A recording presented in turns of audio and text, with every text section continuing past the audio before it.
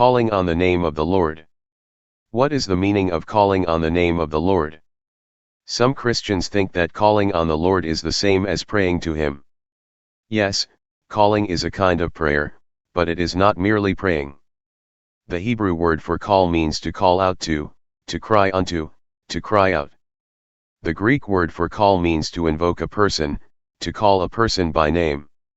In other words, it is to call a person by naming him audibly.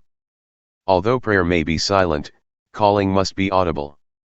Two Old Testament prophets help us to see what is meant by calling on the Lord. Jeremiah tells us that to call on the Lord means to cry to Him and to experience spiritual breathing. Lamentation chapter 3 verses 55 to 56 it says, I called upon your name, O Jehovah, from the lowest pit. You have heard my voice, do not hide your ear at my breathing, at my cry. Isaiah in chapter 12 verses 2 to 6 also tells us that our calling on the Lord is our crying to Him. God is now my salvation, I will trust and not dread, for Yah Jehovah is my strength and song, and He has become my salvation.